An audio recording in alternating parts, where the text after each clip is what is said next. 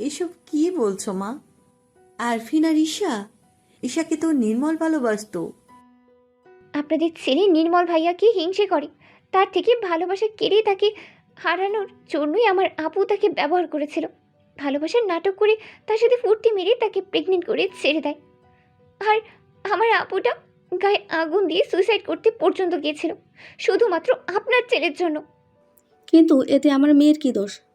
ঈশান চিৎকার করে বলে ওঠে, আপনার মেয়ে আরফিনকে বলেছিল আমার আপুর সঙ্গে প্রেম করতে। সে নির্মলকে পছন্দ করত, কিন্তু নির্মল ওকে কখনোই সেই চোখে দেখেনি। যাতে নির্মল আপুকে বলে আপনার মেয়েকে ভালোবাসে, তাই সে আর আরফিন ফন্দি করে ওদের দুজনের জীবনটা নষ্ট করে দেয়। দেখো বাবা, যা হওয়ার হয়ে গেছে। আমার মেয়েটাকে এত বড় শাস্তি দিও না। তুমি যদি এত বড় কলঙ্ক লাগিয়ে আমার মেয়েটাকে ছেড়ে দাও, তাহলে আমার মেয়েটার কি হবে? আমাদের ব্যবসাপাতি সব শেষ হয়ে গেছে। পোয়াতি মেয়েকে খাওয়াবো কি? দেখুন, অনেক নাটক হয়েছে। আপনার মেয়ের কাছে ডিভোর্স পেপারটা পৌঁছে যাবে। এখানে আর এক মুহূর্ত থাকা দুষ্কর। দাঁড়াও ভাইয়া, আমিও যাব। আর হ্যাঁ, ডিভোর্স লেটার পৌঁছে যাবে আপনাদের ছেলের কাছে। এখানে আমি যে উদ্দেশ্যে এসেছিলাম সেটার উদ্দেশ্য শেষ। আরফিন ছুটে গিয়ে ইয়ানার পথ আগলে ধরে। কি করছো তুমি ইয়ানা? কেন এমন বলছো? হাত ছাড়, একেবারে নাটক করবি না। তুই যে আমায় নয়, আমার বাবার টাকার জন্যই আমায় বিয়ে করেছিস, তা আমি খুব ভালো করে জানি। আমাকে ছেড়ে যেও না প্লিজ, আমাকে ক্ষমা করে দাও। এই জানোয়ার, আমার বোনের থেকে দূরে থাক, নইলে তোর প্রাণকে নিতেই আমি এক পাও পিছপা হব না। ঈশানরা তালুকদার বাড়ি থেকে বেরিয়ে যায়। চৌধুরী ম্যানশনে বিশাল চিন্তার পরিবেশ। আচ্ছা বেব, তুমি ওদের জন্য আমাদের মধ্যে ঝগড়া করছো কেন বলো তো? কি হলো? আর কতক্ষণ রাগ করে থাকবে? কথা বলো। আমার কারোর সাথে কথা বলার ইচ্ছা নেই। লিসেন মুগ্ধ, এরপর কিন্তু তুমি ধৈর্যের বাদ ছাড়িয়ে যাচ্ছ। আমার ভেতরে সাইকোটাকে জাগাচ্ছ তুমি। ওই সাইকোগিরিই তো করতে পারেন আপনি।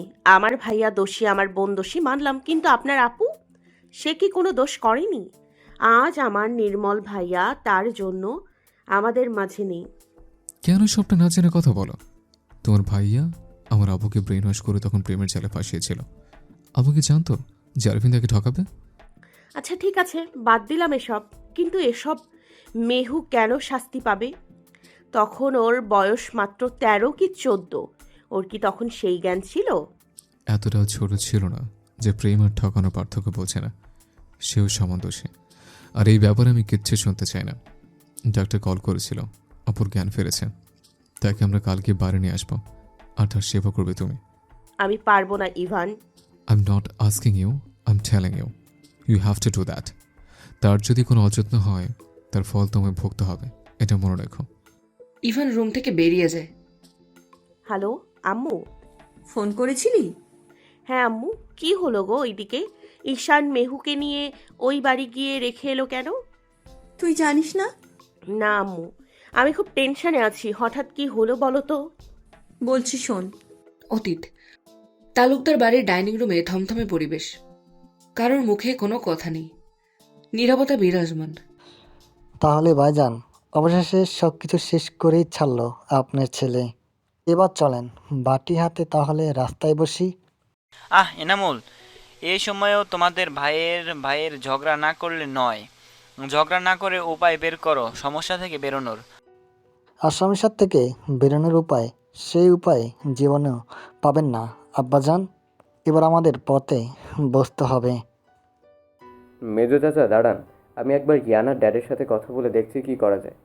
ওই কুত্তার বাচ্চা ইস্তিয়াক তোকে কি সাহায্য করবে রে?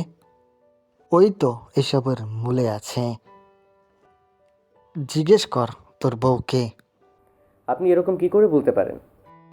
ওরে ছাগল, এত বছরে আমাদের 2 নম্বরই ব্যবসা ধরা পড়লো না, আর তুই যে ব্যবসার কিছু কাগজপত্র ওই ইস্তিয়াককে দিয়ে এলি, আর আমাদের ব্যবসা বন্ধ হয়ে গেল। এখনো তোর কিছু বুঝতে বাকি আছে? ওদের কথার মাঝে ঈশান মেহুকে টানতে টানতে বাড়ির মধ্যে নিয়ে এসে ছুঁড়ে ফেলে মেঝেতে। বাড়ির সবাই হতভম্ব হয়ে দাঁড়িয়ে আছে। কি হলো কেউ বুঝতে পারছে না। সুমাইয়া বেগম এসে মেয়েকে তুলে ধরেন। কি হয়েছে বাবা, হঠাৎ তুমি মেহেরকে নিয়ে এখানে ফিরে এলে? আরে, সবাইকে মিষ্টি খাওয়াবেন আঙ্কেল? তাই তো তাই তো, সুমাইয়া যাও মিষ্টি মুখ করো জামাইয়ের। কিন্তু জামাই হঠাৎ মিষ্টিমুখ কেন? আপনার মেয়ে মা হতে চলেছে, তার আনন্দে। কি, এটা তো খুবই ভালো খবর। হ্যাঁ, অবশ্যই ভালো খবর তো বটেই। আপনাদের বাড়ির মেয়ে আপনাদের বাড়ির ছেলের সন্তানের মা হতে চলেছে। এটা থেকে বড় সুখবর আপনাদের জন্য আর কি বা হতে পারে। ঈশানের কথায় তালুকদার বাড়ির সবাই অবাকের সপ্তম আকাশে পৌঁছে যায়। মানে কি বলতে চাইছো তুমি ঈশান? দাদাজান হুঙ্কার ছাড়েন। আপনার মেজো ছেলের মেয়ে মেহেক আর আপনার বড় ছেলের ছেলে আফরিনের বাচ্চার মা হতে চলেছে। আমার মনে হয় তোমার কোথাও ভুল হচ্ছে বাবা। আমার মেয়ে অমন নয়। সুমাইয়া বেগম বলেন। ঈশান সবাইকে মোবাইলে সেই ভিডিওটা দেখায়। চি মেহেক, চি, এতটা নিচে নামতে পারলে তুই আমার মেয়ে হয়ে? এনামুল সাহেব মেয়ের গালে কষিয়ে চড় মারেন। মরতে পারিস না মুখ পড়ি। আজ তোর জন্য আমাদের মাথা কাটা গেল। এত কিসের চাহিদা তোর বর থাকতে পরপুরুষের কাছে যাস? সুমাইয়া বেগম মেয়েকে এলো পাথারি মারতে থাকেন। আম্মু, লাগছে আম্মু। আমি কিচ্ছু করিনি আম্মু, আমি ভুল করিনি। আমার মেরো না, আমার লাগছে আম্মু। মারতে মারতে হঠাৎ হাতে বাধা পেয়ে পাশে তাকান সুমাইয়া বেগম। দেখেন নাজিয়া বেগম তার হাত ধরে আটকিয়েছেন। কি করছিস সমু? মেয়েটাকে মেরে ফেলবি নাকি? ভুলে যাচ্ছিস ও প্রেগনেন্ট? নাজিয়া বেগম বলেন। তোমার ছেলের জন্য তো আমার মেয়ের এই অবস্থা ভাবি। সবাইকে মিষ্টি মুখ করাও, তুমি দাদি হতে চলেছ ভাবি। আর কত নিচে নামবি রে তুই সমু? ছি, লজ্জা লাগছে না নিজের মেয়েকে এত অবিশ্বাস করতে? তাই বলে তুমি আমায় মারবে? বেশ করেছি, আবার মারবো? আমি তো অবাক হয়ে যাচ্ছি, তোর মেয়ের প্রতি তোর কোনো বিশ্বাস নেই। মেহিক আমাদের ওই রকম মেয়েই না যে কোনো রকম আকাম কুকাম করবে। তাহলে কি ভিডিওটা মিথ্যে যাচ্ছি? ঈশান চিৎকার করে ওঠে। ঈশানের কথায় নাজিয়া বেগম এগিয়ে গিয়ে ঈশানের সামনে দাঁড়ায়। তুমি আমাদের বাড়ির জামাই হলেও কিছু করার কথা তোমাকে বলছি। বাবা, কিছু মনে করো না। প্রথম দিন দেখতে এসেই যখন তুমি মেহেককে বিয়ে করতে চেয়েছিলে তখনই আমার মনে সন্দেহ জেগেছিল। কিন্তু আমার কথা সুমুরা শোনেনি। তোমার সাথে যেদিন বিয়ে হয়েছে সেদিন থেকে আমাদের মেয়েটা হাসতে ভুলে গেছে।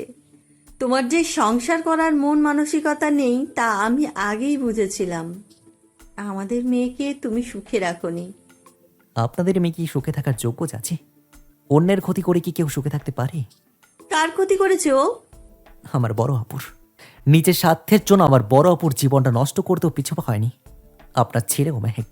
বড় আপু আর ভাইকে তোমার বড় আপু, আর আমাকেই বা কেন এসবের মাঝে টানছো? আরফিন চিৎকার করে ওঠে। এত তাড়াতাড়ি আমার বড় আপুকে ভুলে গেছেন আরফিন? ঘুরে ফিরে ফুর্তি মেরে তাকে প্রেগনেন্ট করে ছেড়ে দিলে, আর এত তাড়াতাড়ি ভুলেও গেলেন? ইয়ানা বলে ওঠে। ইয়ানার মুখে এই ধরনের কথা শুনে বাড়ির শুদ্ধ মানুষ হতবাক। আরফিন বলে, এসব কি বলছো তুমি ইয়ানা? ফুর্তি প্রেগনেন্ট? কে? মনে পড়ে আপনার কলেজ লাইফের প্রেম ঈশাকে? আপনার সিনিয়র ছিল, সে আর কেউ না, আমার বড় আপু। অবশ্য তাছাড়াও তার আরেকটা পরিচয় আছে, সে হচ্ছে আপনার ফুপুর মেয়ে, মানে বিগ ব্রোর আপন বোন। তারপর থেকে একে একে সব ঘটনা নাজিয়া বেগম মেয়েকে খুলে বলেন। সব কথা শুনে কথা বলার ভাষা হারিয়ে ফেলেছে মুগ্ধ। ওই ছেলেকে আমি পেটে ধরেছি, ভাবতেও আমার ঘেন্না লাগছে। ওর পাপের ফল তো ও পাবেই আম্মু, কিন্তু আমার খারাপ লাগছে মেহুর জন্য। ও তো তখন ছোট ছিল, ওই বয়সে করা একটা ভুলের জন্য ওকে এত বড় শাস্তি পেতে হবে? ও তো বলেছিল প্রেম করতে, ইউজ করে ছেড়ে দিতে তো বলেনি। বলছি রে মা, একবার ইভান বাবার সাথে কথা বলবি যাতে ওদের ক্ষমা। মেহুর জন্য আমি কথা বলবো আম্মু, কিন্তু ওই জানোয়ারটার জন্য আমায় বলতে বলো না। তবে শুধু এটুকু বলবো, ইভান কিন্তু এত সহজে ওকে ছেড়ে দেবে না। বর্তমান আজ চৌধুরী ম্যানশনে বিশাল আনন্দ উৎসব। বাড়ির বড় মেয়ে এত বছর পর নিজের পায়ে বাড়ি ফিরছে। এর থেকে বড় খুশির খবর আর কি বা হতে পারে। দরজা দিয়ে সাদা জামা পরিহিতা মেয়েটিকে দেখে পুরনো স্মৃতিগুলো যেন চোখের সামনে ভেসে উঠল মুগ্ধর। নিজের অজান্তেই চোখের কোণায় জল জমে ওঠে তার। এত সুন্দর দেখতে মেয়েটার কি অবস্থা হয়েছে আগুনে পড়ে। এই সব কিছুর পেছনে যে তার আপন বড় ভাই দায়ী ভাবতেই মরে যেতে ইচ্ছে করে মুগ্ধর। কি করে সামনে গিয়ে দাঁড়াবে সেই শাহপুর? ইভান কি তাহলে এই জন্যই তার সাথে অত খারাপ কাজগুলো করেছিল? তাহলে ইভান কি তাকে সত্যি করে ভালোবাসে না? কি বলছো মুগ্ধ? ইভানের ডাকে ধ্যান ফেরে মুগ্ধ তার। চোখের জল আড়ালে মুছে সামনে তাকায় সে। ঈশা, এই হলো তোর ভাবি মুগ্ধতা। আচ্ছা, ওকে আমার এত চেনা চেনা লাগছে কেন? ঈশা বলে। কারণ ও হলো আরফিন তালুকদারের আপন বোন। বুশরা বেগম বলেন। মুগ্ধ, সেই ছোট্ট মুগ্ধ, কেমন আছিস তুই? আর নির্মল কেমন আছে রে? মুগ্ধ হতবাক হয়ে দাঁড়িয়ে আছে। কি উত্তর দেবে সে? তখন রাগের বশে ঈশা আপুকে দোষী বললেও এখন ঈশার এই অবস্থা দেখে সে খুব ভালো করেই বুঝতে পারছে ঈশার কোনো দোষই ছিল না নির্মল ভাইয়ার মৃত্যুর ব্যাপারে। কি করে বলবে সে এখন ঈশা আপুকে যে নির্মল ভাইয়া এখন আর বেঁচে নেই? তার জন্য সে নিজেকে শেষ করে দিয়েছে। কি করে সহ্য করবে ঈশা আপু এত বড় সত্যিটা? মাম্মা মাম্মা।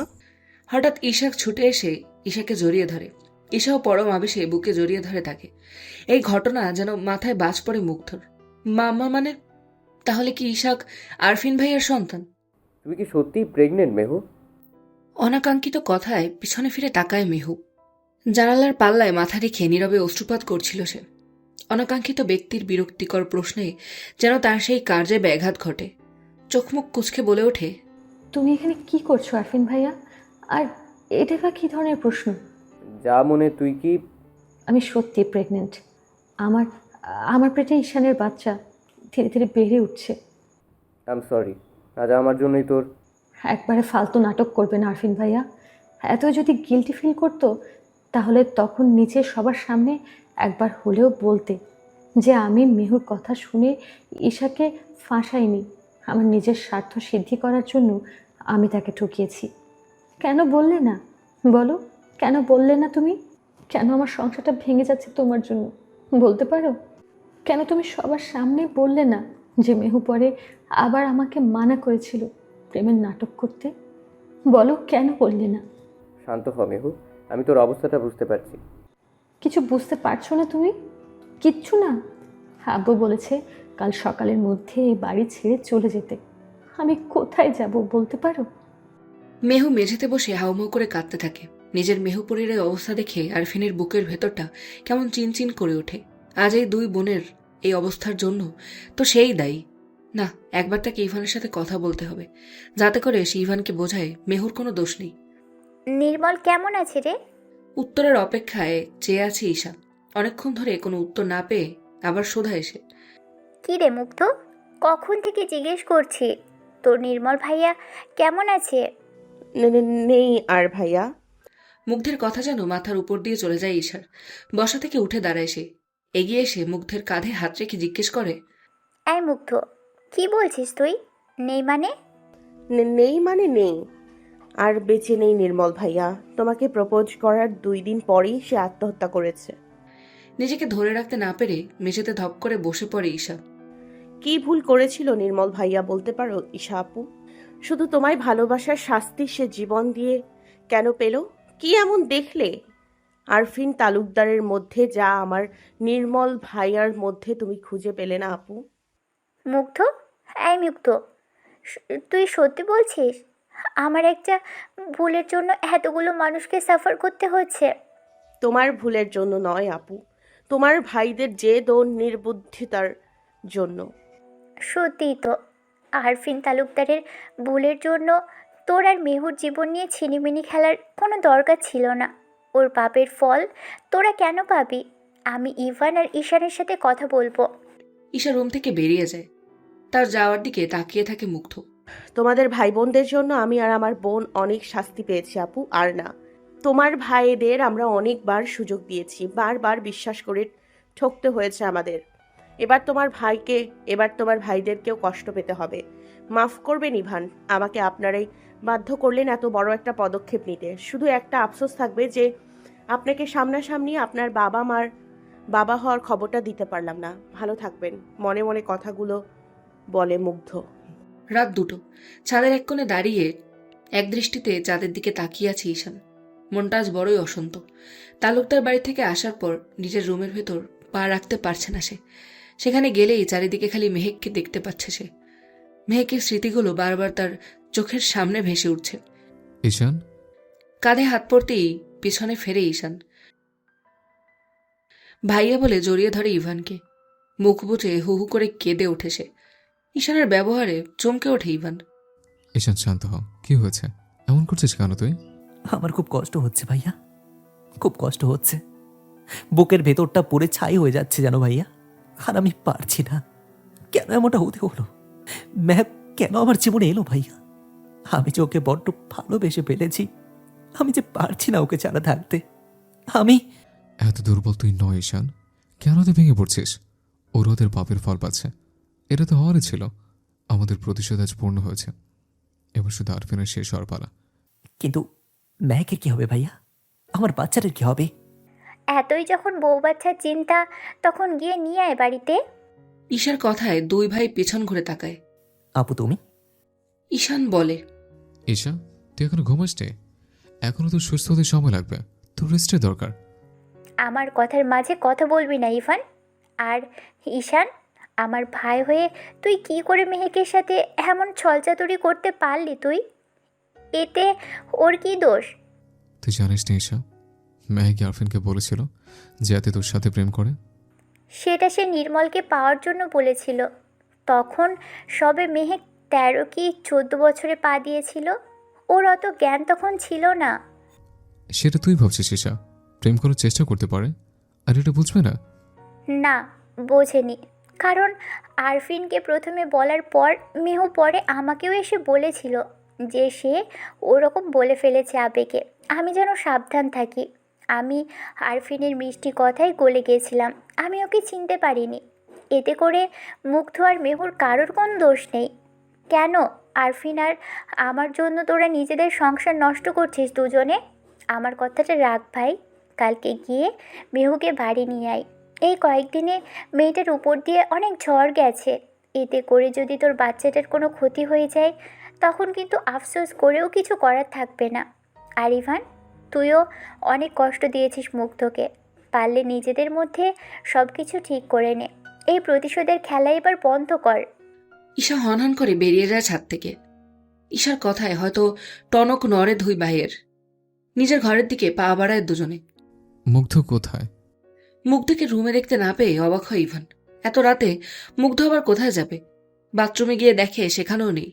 মনের ভেতরটা যেন কেঁপে ওঠে ইভানের। কোথায় গেল মুগ্ধ? চিৎকার করে সারা বাড়ি জড়ো করেছে সে। সবাইকে গোটা বাড়ির প্রতিটি কোণা খুঁজে দেখতে বলে। প্রায় 1 ঘন্টা ধরে গোটা চৌধুরী ম্যানশন খুঁজেও কোথাও পাওয়া যাচ্ছে না মুগ্ধকে। মাথায় হাত দিয়ে সোফায় ধপ করে বসে পড়ে ইভান। দুহাতে খামচে ধরে নিজের চুলের মুঠি। মুগ্ধ বলে চিৎকার করে গর্জন ছাড়েছে। তার হুঙ্কারে চৌধুরী ম্যানশনের প্রতিটা ইট বালিও যেন কেঁপে ওঠে। এক লাথিতে সামনে রাখা সুসজ্জিত টি টেবিলটা ভেঙে চুরমার হয়ে যায়। হঠাৎ বাড়ির ফোনটা বেজে ওঠে। ইশতিয়াক সাহেব ফোনটা রিসিভ করে হ্যালো বলেন। হ্যালো, ইশতিয়াক চৌধুরী বলছেন? হ্যাঁ বলেছি, কে? আমি মেহেকের মা বলছি। বলছি ভাইজান, মেহেক কি ওখানে গেছে? হ্যালো ইয়ানা বলছো? আরফিন, একটু কথা ছিল। তোমার মতো মানুষের সাথে কোনো কথা নেই আমার। প্লিজ ইয়ানা, একটাবার আমার কথাটা শোনো। বললাম তো, আমার সাথে তোমার কোনো কথা নেই। ইয়ানা ফোন কেটে দেয়। পেছন ফিরে ঈশাকে দেখে থমকে দাঁড়ায় এসে। আপু তুমি? আরফিন তোকে ফোন কেন করেছিল ইয়ানা? না মানে কী লুকোচ্ছিস ইয়ানা? আর তুই বা সেদিন তালুকদার বাড়ি থেকে এলি কেন? আপু আসলে কি আসলে? আসলে আমি কি আমি বল। আমি আরফিনকে বিয়ে করেছি। মানে তুই কি বলছিস? তোর কোনো ধারণা আছে ইয়ানা? হ্যাঁ আপু, আমি ঠিকই বলছি।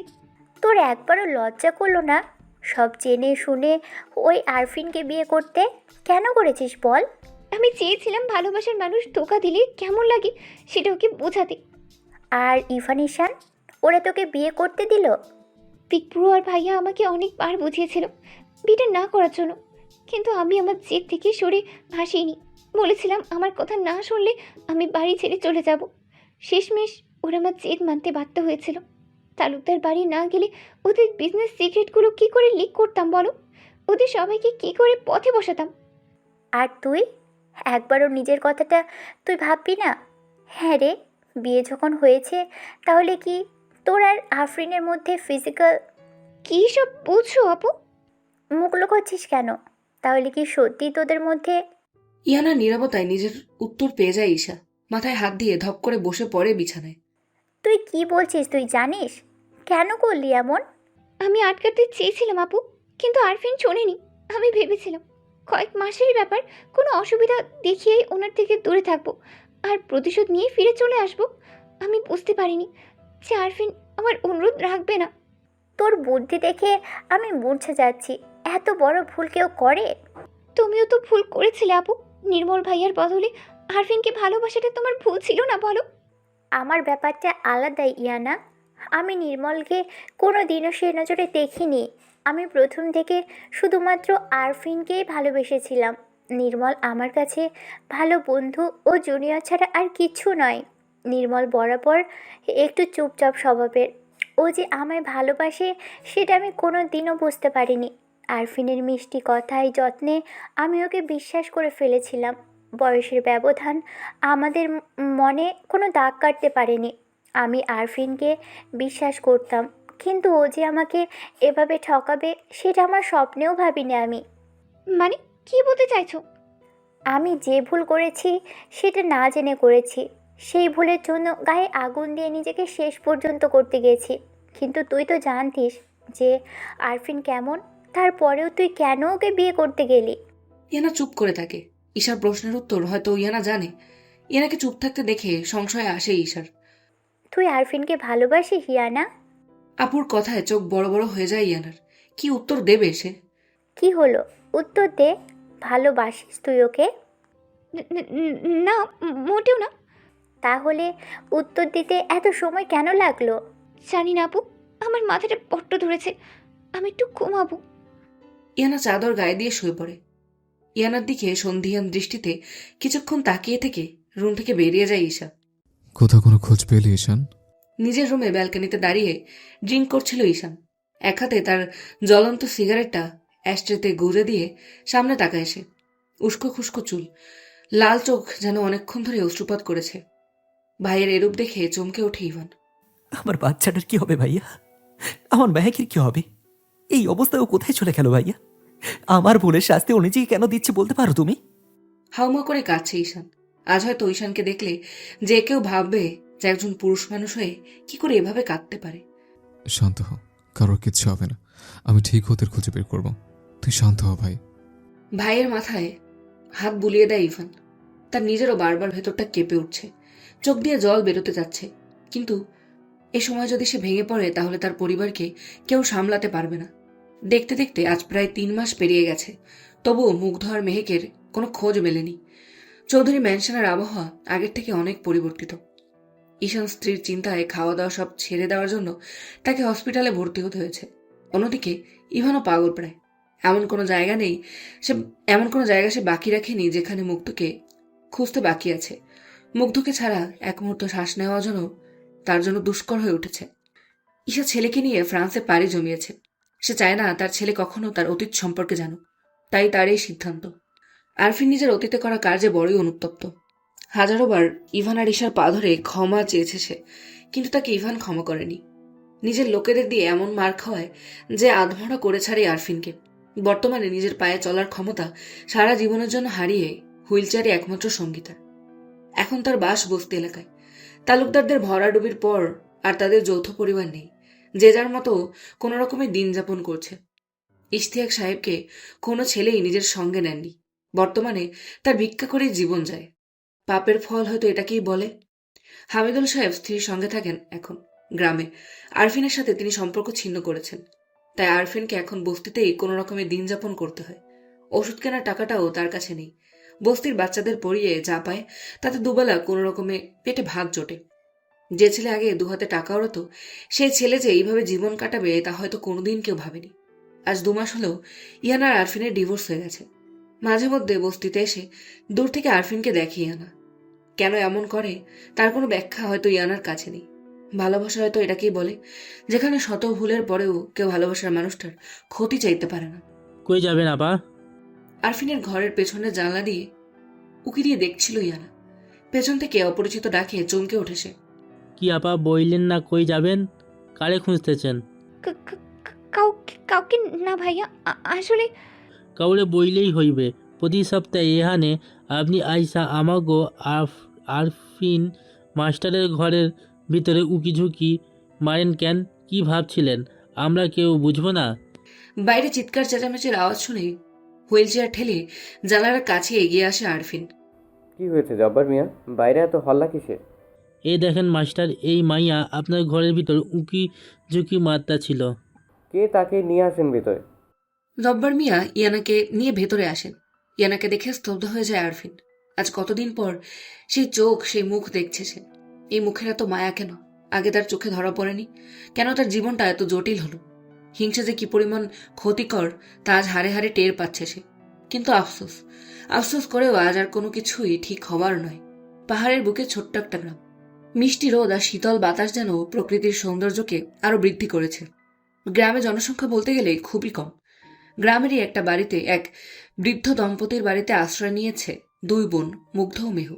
মেহুর এখন 5 মাস পড়েছে আর মুগ্ধর 4 মাস চলছে। নিজে গর্ভবতী হয়েও বোনের সেবা যত্নে কোনো ত্রুটি রাখছে না মুগ্ধ। আর কত খাওয়াবে আপাই? পেট এবার ফেটে যাবে তো। চুপ কর তো। এই সময় ভালো ভালো না খেলে হবে?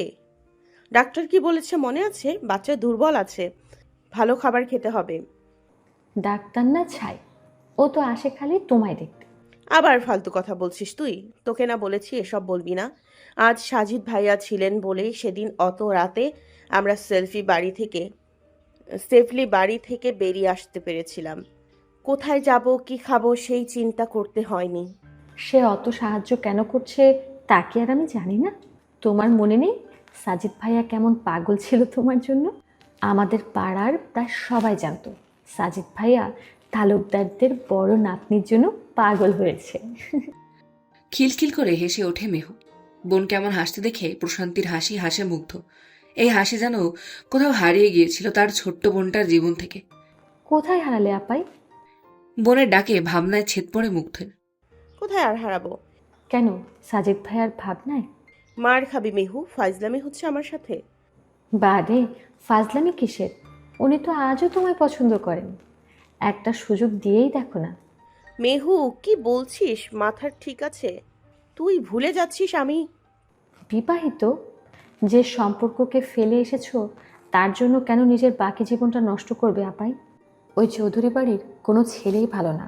একটু ভুল বললি তুই মেহু। ইভান ভালোবাসতে জানেন, হতে পারে ওনার ভালোবাসার পদ্ধতি বাকিদের থেকে আলাদা, কিন্তু ওনার মতো করে আমাকে কেউ কোনো দিনও ভালোবাসতে পারবে না।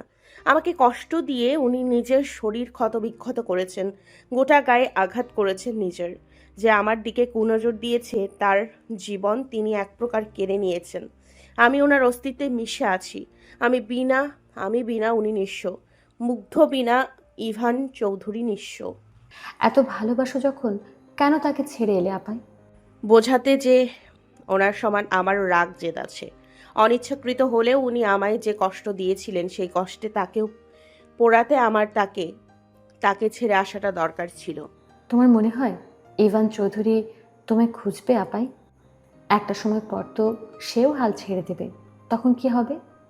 ইভান চৌধুরীর শরীরে যতদিন প্রাণ থাকবে ততদিন সে তার প্রাণ প্রেয়সীকে ব্যাকুল হয়ে খুঁজবে। বক্ষ মাঝে আমায় চেপে না ধরা অবধি ওনার শান্তি হবে না মেহু। এতটাই শিওর কি করে তুমি আপাই? আমার স্বামীকে আমি চিনব না, সেটা কি কখনো হতে পারে? ভেতরে আসতে পারি ম্যাডাম? হঠাৎ এক পুরুষালী কণ্ঠে পেছন ফিরে তাকায় ওরা। ব্যক্তিটিকে দেখে মুখে একচিলতে হাসি ফুটে ওঠে দুজনার। এই অভাগাকে দেখতে আসার কারণ জানতে পারি? প্রাক্তনের জন্য মন কাঁদছিল বুঝি? বলতে পারেন শেষ দেখাটা দেখতে এসেছি। শেষ দেখা? সামনের মাসের প্রথম সপ্তাহে আমার বিয়ে। ও, অভিনন্দন। তোমার আগামী জীবন সুখময় হোক। সে তো হবেই। আমার হবু স্বামী আর যাই হোক আপনার মতো ঠকবাজ ও চরিত্রহীন নয়।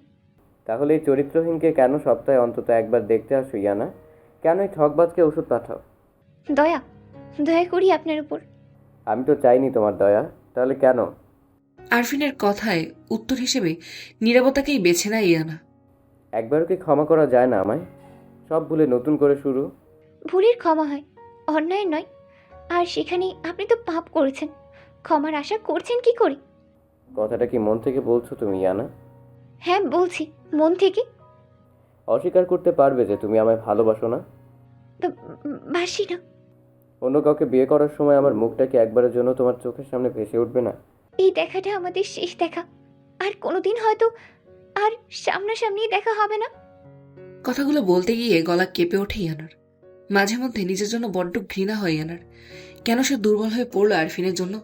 সে তার আপুর সাথে কি করেছে সেটা জেনেও কি করে ভালোবাসতে পারলো আরফিনকে? কিন্তু কথাতে আছে না, কাউকে ভালোবাসায় আমাদের হাত থাকে না, কিন্তু সেই ভালোবাসা থেকে দূরে সরে আসা আমাদের হাতে। সেটাই করবে ইয়ানা। আবেগে ভেসে গিয়ে দিন দুনিয়া ভোলার বয়স সে অনেক আগেই পেরিয়ে এসেছে। আরফিনের কথায় হুঁশ ফেরে ইয়ানার। নিজেকে শেষ করা কি খুব কষ্টসাধ্য? সেটা তাদেরকে জিজ্ঞেস করুন, যারা আপনার জন্য নিজেকে শেষ করেছে। ইয়ানা সেখান থেকে হনহন করে চলে যায়। তার যাওয়ার দিকে ব্যথিত চোখে তাকিয়ে থাকে আরফিন। ভেতরে আসতে পারি ম্যাডাম? হঠাৎ এক পুরুষালী কণ্ঠে পিছন ফিরে তাকায় ওরা। মুখে একচিলতে হাসি ফুটে ওঠে দুজনের। আরে সাজিদ ভাইয়া, আসুন আসুন। হ্যাঁ ভাই, আপনার কথাই বলছিল। ইয়ানা চোখ টিপ দেয় মুগ্ধকে। মুগ্ধ চোখ রাঙায় উত্তরে। আমার কথা? তাহলে তো আজ আমার বড় সৌভাগ্যের দিন, কি বলো মুগ্ধতা? সাজিদ বলে। হ্যাঁ, না মানে ওই, আপনি ওর কথায় কান দেবেন না তো সাজিদ ভাইয়া। তা কান না দিলে কি চলে গো? এখন শরীর কেমন আছে মেহেক? আগের থেকে বেটার ভাইয়া। আর আমার সুপারম্যান কি করছে? আপনার সুপারম্যান আমার পেটে এখন ঘুমোচ্ছে। নেক্সট উইকে 6 মাসে পড়বে। তোমার কিন্তু খুব সাবধানে থাকতে হবে এখন থেকে। আর হ্যাঁ, সাজিদ ভাইয়া, মেহু কিচ্ছু খেতে চাইছে না। না খেলে কি করে কি হবে বলো তো? মুগ্ধ বলে। না মেহেক, ভালো খাবার খেতে হবে। একে আমার সুপারম্যান একটু দুর্বল আছে। এই সময় অনিয়ম করা একেবারেই উচিত নয়। ভালো খাবে আর ভালো থাকবে। ভালো থাকা থেকে মনে পড়লো ভাইয়া, আপনাকে যে কাজটা বলেছিলাম সেটা হয়েছে? মেহু বলে। হ্যাঁ, অর্ধেকটা হয়েছে। বাকিটা? বাকিটাও তাড়াতাড়ি হয়ে যাবে। ওদের কথায় অবাক হয়ে ভ্রু কুচকে আসে মুগ্ধের। কি কাজের কথা বলছিস তোরা? শুভ কাজ। সময় হলে সবার আগে তোমায় জানাবো আপাই। আচ্ছা, তোমরা গল্প করো, আমি এখন চলি। আর মুগ্ধতা, তুমিও সাবধানে থেকো। ভুলে যাবে না, তুমিও কিন্তু অন্তঃসত্ত্বা। আর হ্যাঁ, এখানে আশেপাশে কয়েকজন তোমার বানানো সোয়েটারগুলো খুব পছন্দ করেছে। বলেছে আরও কয়েকটা তারা কিনবে। সত্যি বলছেন সাজিদ ভাইয়া? মিথ্যে বলে কি লাভ? তুমি বানিও, আমি তারপর তাদের বাড়ি গিয়ে দিয়ে আসবো। এখন চলি, চেম্বারে যেতে হবে, অনেক কাজ আছে। সাদিস সেখান থেকে চলে যায়। দুই বোন ব্যস্ত হয়ে পড়ে নিজেদের দৈনন্দিন জীবনে। সময়ের প্রবাহে আরও 1 মাস অতিবাহিত হয়। আজ ইয়ানার বিয়ে। খুবই ঘরোয়াভাবে বিয়ের আয়োজন করা হয়েছে চৌধুরী ম্যানশনে। ঈশানকে হাসপাতাল থেকে বাড়ি নিয়ে এলেও এখনও সে সম্পূর্ণ সুস্থ নয়। বাড়ির এই অবস্থাতে কারোরই এই মুহূর্তে বিয়ের আয়োজন করার ইচ্ছে ছিল না, কিন্তু বুশরা বেগমের জোরাজুরিতে এক প্রকার বাধ্য হয়েই ইশতিয়াক সাহেব ঘরোয়াভাবে হলেও মেয়ের বিয়ের আয়োজন করেছেন। বুশরা বেগম যথেষ্ট বিচক্ষণ একজন মানুষ। আরফিনের প্রতি মেয়ের ক্রমবর্ধমান আবেগ তার চোখ এড়ায়নি। দ্বিতীয়বার মেয়েকে কোনো প্রকার বোকামি করতে তিনি দেবেন না। বৌজান, মেয়ের বিয়ে তো হয়ে গেল, এবার তো চিন্তামুক্ত। ইশতিয়াক সাহেব বলেন। কোথায় আর চিন্তামুক্ত হতে পারলাম চৌধুরী সাহেব? 2 মেয়ের না হয় বিয়ে হয়ে গেল, বড় মেয়েরও নিজের জীবন বাচ্চাকে নিয়ে গুছিয়ে নিয়েছে, কিন্তু আমার ছেলেরা, 2 ছেলের জীবন তো উত্তাল পাতাল হয়ে রয়েছে। ওদের জীবনে সুখ ফিরে না আসা অবধি আমার মন শান্তি পাবে না চৌধুরী সাহেব। ওরা যা করছে তারই ফল পাচ্ছে, তবে আমার বিশ্বাস মুগ্ধ ইভানের জীবনে আবার ফিরবে। আর মেহের? তাদের কথার মাঝেই দরজায় কলিং বেল বেজে ওঠে। কাজের খালা গিয়ে দরজা খুলে দেয়। কে এসেছে আশা? বুশরা বেগম বলেন। চিঠি? কার চিঠি? বুশরা বেগম খাম খুলে দেখেন। যা দেখে তার চক্ষু চড়ক গাছ হয়ে যায়। ধপ করে বসে পড়ে সোফায়। কিসের চিঠি? Divorce letter. মানে কে পাঠিয়েছে? মেহেক। দৈনন্দিন জীবনের প্রয়োজনীয় চাল ডাল কিনতে হুইল চেয়ার ঠেলে বাজারে এসেছে আরফিন। দোকান থেকে বেরিয়ে আসতেই রাস্তার ওপারে একটা আইসক্রিমের দোকানের দিকে চোখ যায় তার। দেখে এক কাপল হাসতে হাসতে গল্প করছে আর আইসক্রিম খাচ্ছে। হয়তোবা তারা স্বামী স্ত্রী, নতুবা প্রেমিক প্রেমিকা। ভালোবাসা দেখতেও কত সুন্দর। বড্ড আফসোস হচ্ছে আরফিনের। আজ যদি শীর্ষার সাথে অন্যায় না করত, তাহলে বর্তমানের ছবি অনেকটা আলাদা হতো। নির্মল হয়তো ঈশার সাথে সুখে থাকত। একজন মাকে ছেলেহারা হতে হতো না। মেহুর সাথে তার ভালোবাসা হয়তো পূর্ণতা পেত, বা হয়তো ইয়ানার সাথে তার একটা ছোট্ট সংসার হতো, যে যার জীবনে বড্ড সুখী হতো। সুখী। ইদানিং আরফিনের বড় ইচ্ছা হয় সুখী হতে। ইয়ানাকে নিয়ে সুখে সংসার করতে বড্ড ইচ্ছা জাগে তার। আপন খেয়ালে অন্যমনস্ক হয়ে রাস্তা পার হচ্ছে সে। মনে তার বড্ড আফসোস। আজ হয়তো ওদের জায়গায় সেও ইয়ানা থাকতে পারত। জীবনের সমীকরণগুলো হয়তো আজ অন্যরকমও হতে পারত। একটা হিংসার বশে করা ভুলের জন্য এতগুলো মানুষের জীবন আজ বিক্ষিপ্ত। উল্টো দিক থেকে একটা ট্রাক সজোরে পিষে দিয়ে যায় এক জীবনের কাছে হেরে যাওয়া নিঃসঙ্গ দোষীকে। শেষ হয় প্রতিশোধের খেলা ও এক পাপীর জীবন। ধীরে ধীরে চারদিকে লোক জড়ো হতে থাকে। কেউ অ্যাম্বুলেন্স ডাকছে, তো কেউ পুলিশকে ফোন করছে, অনেকে আবার মোবাইলে ভিডিও করছে। ভাগ্যের কি পরিহাস! একদিকে ইয়ানা ও মেহেকের নতুন জীবন শুরু হলো, আর একদিকে আরফিনের জীবন হলো সারা। তুই ঈশানকে ডিভোর্স লেটার পাঠিয়েছিস মেহু? হ্যাঁ, পাঠিয়েছি। কেন? মুক্তি পেয়েছে। সব কিছু এতই সহজ? সব কিছু অত কঠিনও নয়।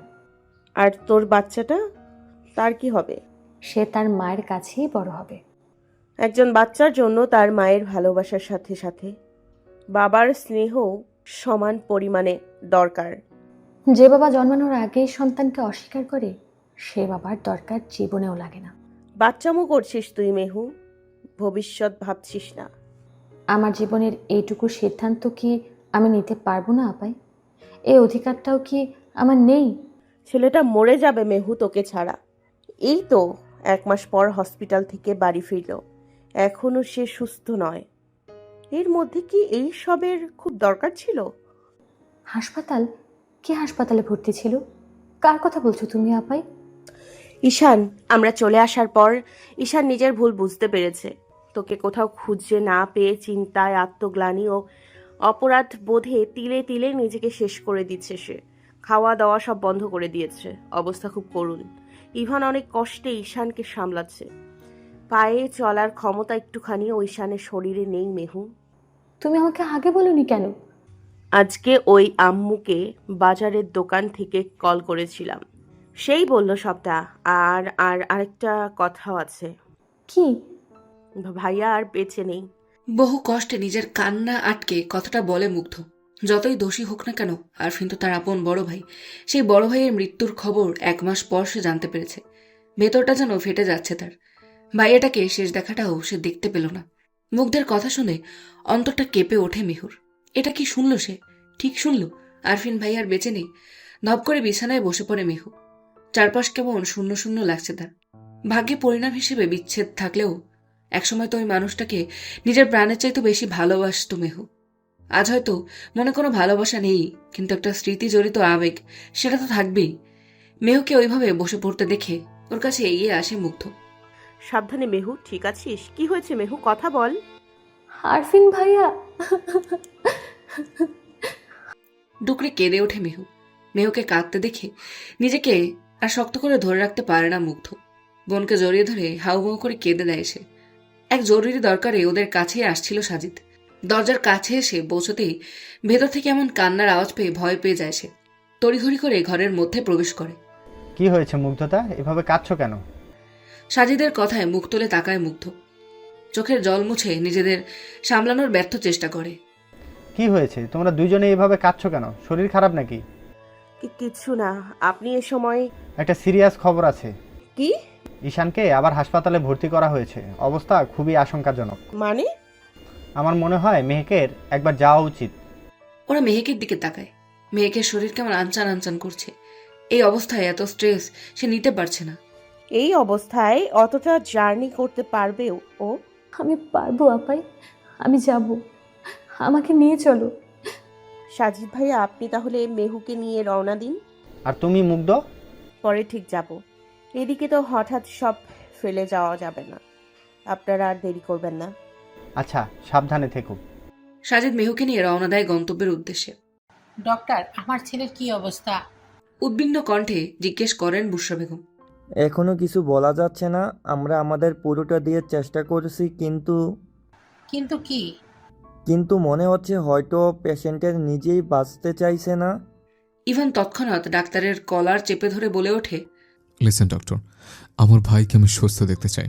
তার জন্য যত টাকা লাগে লাগুক, but I want to see him fit and fine. Do you understand? ডাক্তার কোনো রকমে নিজেকে ছাড়িয়ে সেখান থেকে সরে পড়ে। হঠাৎ এক নারীর তীব্র চিৎকারে চমকে পিছনে ফিরে তাকায় চৌধুরী বাড়ির সবাই। দেখে স্ট্রেচারে করে সেই মেয়েকে নিয়ে এগিয়ে আসছে দুজন হাসপাতালের স্টাফ। ইভানের সামনে দিয়ে যাওয়ার সময় দেখতে পায় যে মেয়েটি আর কেউ নয়, তাদের বাড়ির ছোট বউ মেহেক। গাড়ি করে আসার সময় শারীরিক ও মানসিক চাপ সহ্য করতে পারেনি মেহু। হঠাৎ করেই ওয়াটার ব্রেক হয় তার। প্রচণ্ড প্রসব যন্ত্রণা ভোগ করছে সে। সঙ্গে সঙ্গে তাকে ওটিতে নিয়ে যাওয়া হয়। বাইরে সবাই চিন্তিত, কোথা থেকে কি হলো কেউ বুঝতে পারছে না। মেহেক এখানে এলো কোত্থেকে? সাজিদ এগিয়ে এসে বলে, আমি বলছি মিস্টার ইভান। আপনি? আমি সাজিদ। মুগ্ধতা আমাকে চেনে। মুগ্ধ? আপনি আমার মুগ্ধকে কি করে চেনেন? আগে আমাদের ফ্যামিলি ওদের পাড়ায় থাকতো। আমার মনে হয় এখন মুগ্ধতা আমাকে কি করে চিনলো এটার থেকে বেশি ইম্পর্টেন্ট মেহেকের সম্পর্কে জানা। মেহেক এখানে মোটেও আসতে চায়নি, ফিরেছে শুধু ঈশানের কথা শুনে। এতদিন কোথায় ছিল সে? এদিকে আমার ছেলেদের এই দুই বোনের জন্য শেষ হয়ে যাচ্ছে, আর অন্যদিকে তারা তো দিব্যি শুকিয়ে আছে। বুশরা বেগম চিৎকার করে বলে ওঠেন। উত্তরে মুচকি হাসে সাজিদ। তার ছেলে স্বরে বলে ওঠে, একটু ভুল বললেন ম্যাডাম। সুখে আপনার বৌমাও ছিল না, না নিজের স্বামীদের কাছে আর না নিজের স্বামীদের থেকে দূরে। আপনারা হয়তো জানেন না মেহেকের বাচ্চাটা খুবই দুর্বল। তারপর আবার 8 মাস পড়ার আগেই ওয়াটার ব্রেক, মানে বেবি প্রিমেচিউরড হবে। ডাক্তার তাকে অনেক সাবধান থাকতে বলেছিল, তবুও এই অবস্থায় সে এতটা পর জার্নি করে এসেছে শুধু আপনার ছেলের জন্য, তার স্বামীর জন্য। মেয়েরা বড়ই অদ্ভুত জানেন তো। ওরা স্বামীর উপর অভিমান করে দূরে সরে থাকতে পারলেও সেই স্বামীর কোনো কষ্টের কথা শুনলে তারাই পাগলপ্রায় হয়ে ওঠে। তাদের কথার মাঝখানে ওটি থেকে এক ডক্টর বেরিয়ে আসে। ইভান এগিয়ে এসে জিজ্ঞেস করে, অবস্থা খুবই ক্রিটিক্যাল। মা ও বেবির মধ্যে একজনকেই বাঁচানো সম্ভব? ডক্টরের কথা শুনে ধপ করে পাশের চেয়ারে বসে পড়ে বুশরা বেগম। প্লিজ একটু তাড়াতাড়ি ডিসিশন নিন, আপনারা কাকে বাঁচাতে চাইছেন? পাশ থেকে একজন নার্স এসে জানায় তাদেরকে, মিস্টার ইভান, আপনার ভাইয়ার জ্ঞান ফিরেছে। ইভান এগিয়ে যায় নিজের ভাইয়ের কেবিনের দিকে। ভেতরে গিয়ে দেখে চোখ পিটপিট করে তাকাচ্ছে ঈশান। মেহেক ফিরে এসছে ঈশান। ইভানের কথা শুনে চোখ বড় বড় হয়ে যায় ঈশানের। মুখে এক চিলতে হাসি ফুটে ওঠে তার। হঠাৎ করে বাঁচার ইচ্ছেটা যেন আবার জেগে ওঠে তার মধ্যে। দুর্বল শরীর নিয়ে উঠে বসার চেষ্টা করে সে, কিন্তু ব্যর্থ হয়। মুখের অক্সিজেন মাস্কটা সরিয়ে ফিসফিস করে কথা বলার চেষ্টা করে সে। কোথায়? মেহেক কই? ওর ডেলিভারি হবে, ওটিতে আছে। ডেলিভারি? এখন? জল ভেঙে গেছে গাড়িতে আসতে গিয়ে, কিন্তু ইমিডিয়েট তোকে একটা ডিসিশন নিতে হবে ঈশান। কি ডিসিশন ভাইয়া? ওরা ভালো আছে তো? আমার মেহু আর আর বেবি, ওদের কিছু হয়নি তো? ডাক্তার বলছে মা আর বেবির মধ্যে একজনকে বাঁচানো যাবে। তুই কাকে চাস? ইভানের কথা শুনে যেন পায়ের তলা থেকে মাটি সরে যায় ঈশানের। এত বড় একটা সিদ্ধান্ত কি করে নেবে সে? বউ আর বাচ্চা দুজনে যে তার বড্ড প্রিয়, তাদের মধ্যে একজনকে কি করে সে বেছে নেবে? দুর্বল গলায় ঈশান কাঁদতে কাঁদতে বলে, সব আমার জন্য হয়েছে ভাইয়া, আমার জন্যই মেহেক আর আমার সন্তানের এই অবস্থা। কেমন বাবা আমি বলতে পারো, যে কিনা নিজের সন্তানকে অস্বীকার করে। আমার বাচ্চাটা যদি আজ আমায় ছেড়ে চলে যায় ভাইয়া, তাহলে আমি কি করে নিজেকে ক্ষমা করব? মেহেক আর আমার সন্তান দুজনকে আমার কাছে এনে দাও না ভাইয়া। আমি আমি আমি বড্ড আগলে রাখবো তাদের। হাউমা করে কেঁদে ওঠে ঈশান। দেখুন, আপনারা প্লিজ তাড়াতাড়ি বলুন আপনারা কাকে বাঁচাতে চান, মা না বেবি? আপনি আমার স্ত্রীকে বাঁচান ডক্টর, আর আর যদি সম্ভব হয় তাহলে আমার বাচ্চাটাকেও। চারিদিকে প্রবল বর্ষণ হচ্ছে, বজ্র বিদ্যুৎ সহ ভারী ভয়াবহ চারিদিকের পরিবেশ। রাতের খাবারের জন্য কিছু সামগ্রী কিনতে একটু বাজারে গিয়েছিল মুগ্ধ। হঠাৎ যে আকাশ কালো করে মেঘ করে আসবে তা তার বোধগম্য হয়নি। একেবারে বৃষ্টিতে ভিজে চুপচুপে হয়ে আছে সে। বাড়িতে ঢুকে আগে সব জানলা দরজা বন্ধ করতে ছুটে সে। হঠাৎ এক বলিষ্ঠ হাত তার ভেজা কোমর জড়িয়ে নিজের শরীরের সাথে মিশিয়ে নেয় মুগ্ধকে। ভয়ে জমে বরফে পরিণত হয় সে। পিছনের ব্যক্তিটি মুগ্ধের বাম কাঁধে ঠোঁট ছোঁয়। ঈষৎ কেঁপে ওঠে মুগ্ধ। চিৎকার করতে গিয়েও যেন তার গলা দিয়ে কোনো আওয়াজ বেরোয় না। লিখু তু আ যায়, मैं बैठे लिखूं तू आ बैठे मेरे शाने पर सिर रखे तू मैं नींद कहूँ तू सो जाए चिल्लाए कि ऐसी नज़्म कहूँ जो लफ्ज़ कहूँ वो हो जाए मैं दिल लिखूँ तो दिल थामे मैं गम लिखूँ वो खो जाए। গানটিকে শায়েরি ছন্দে বলে ওঠে সেই ব্যক্তিটি। মুগ্ধের চোখের কোণায় জল জমে ওঠে ব্যক্তিটার আওয়াজ শুনে। উফ, আজ প্রায় 6 মাস পর সেই পরিচিত আওয়াজ, সেই পরিচিত স্পর্শ, পরিচিত ঘ্রাণ। আবেশে চোখ বুঝে আসে তার, দুফোঁটা অশ্রু গড়িয়ে পড়ে। What do you think my snowflake? তুমি লুকিয়ে থাকবে আর আমি তোমাকে খুঁজেও পাবো না? দেবান চৌধুরী তোমাকে খুঁজে বের করতে পারবে না, তুমি ভাবলে কি করে? মুগ্ধ ফট করে চোখ খুলে তাকায়। ইভানের কথায় মেরুদণ্ড বেয়ে এক শীতল স্রোত বয়ে যায় তার। নিজেকে ইভানের বাহুডোর থেকে ছাড়ানোর ব্যর্থ চেষ্টা করে সে। যত বেশি সে দূরে আসার চেষ্টা করছে তত বেশি ইভান তাকে নিজের সাথে মিশিয়ে নেয়। হঠাৎ মুগ্ধর পেটে ইভানের হাত স্পর্শ পেতেই চমকে ওঠে ইভান। মুগ্ধের পেটটা এরকম ফোলা কেন? মুগ্ধকে তৎক্ষণাৎ নিজের দিকে ঘুরিয়ে পেটে হাত রাখে ইভান। পেটের ভেতরের প্রাণটাকে অনুভব করে সে। আমার সন্তান তোমার পেটে কেমন আছে মুগ্ধ? তুমি প্রেগনেন্ট ছিলে, কথাটা একবার আমার জানানোর প্রয়োজন মনে করলে না? আমার বাচ্চারা যদি কোনো অসুবিধা হতো, ও ঠিক আছে তো? ইভান আনন্দে দিশাহারা হয়ে গেছে। সামনে হাঁটু গেড়ে বসে মুগ্ধের পেটে কান লাগিয়ে বাচ্চার হার্টবিট শোনার চেষ্টা করছে, আবার পেটে মুখ লাগিয়ে বাচ্চার সাথে কথা বলছে। নিজের বাচ্চা ওর কথা শুনে যেন ইভান নিজেও একটা বাচ্চা হয়ে গেছে। মুগ্ধ হাঁক করে তাকিয়ে আছে ইভানকে দেখে। তার চিন্তা বড় অসুবিধা হচ্ছে, এই সেই রাগী জেদি সাইকো ইভান কিনা, এত বড় একজন 32 বছরের বয়সের পুরুষ কিনা এরকম বাচ্চা সুলভ আবেগী আচরণ করছে। সব গুছিয়ে নাও মুগ্ধ, আগামীকাল সকালে আমরা বাড়ি যাব। আমি যাব না। I am not asking you, I am telling you. আমরা 3 জন কালকে আমাদের বাড়ি যাচ্ছি। আমি বললাম তো আমি আপনার সাথে যাব না। আর যাবই বা কেন? আমি তো আপনার কেউ লাগি না। তুমি আমার বিবাহিত স্ত্রী মুগ্ধ। স্ত্রী? কিসের স্ত্রী? স্ত্রী মনে করলে মন বুঝতেন নিজের স্ত্রীর। সব সময় রাগ জেদ আর তেজ দেখাতেন না। আমি তোমার মন বুঝি না? মাঝে একটু রাগ জেদ আমার বরাবরই বেশি, কিন্তু তাই বলে আমি তোমায় ভালোবাসি না। ভালোবাসি মুখে বলেই হয় না ইভান, ভালোবাসলে সম্মান করতেও জানতে হয়। সেটা আপনি আমায় দেননি। তোমাকে আমি আমার স্ত্রী হিসেবে সম্মান করি না? কোথায় করেন? আমি বলেছিলাম আমি ঈশা আপুর সেবার দায়িত্ব আমি নিতে পারবো না, কারণ তাকে দেখলে আমার নির্মল ভাইয়ার কথা মনে পড়ে, আমার কষ্ট হয়। আপনি আমার সেই অনুভূতিটাকে সম্মান করেছিলেন, আমার ডিসিশনটাকে সম্মান করেছিলেন। এত মাথা গরম রাগচটা, এমন মাথা গরম রকচটা মানুষের সাথে আমি থাকতে পারবো না। তুমি থাকতে পারবে কি পারবে না সেটা আমি জানতে চাই না মুগ্ধ। থাকতে তো তোমাকে আমার সাথী হবে। আপনি কোনোদিন ওই পরিবর্তন হওয়ার নন ইভান। আমি যাব না আপনার সাথে। আমি চাই না আমার সন্তান আপনার মতো একটা সাইকো তৈরি হোক।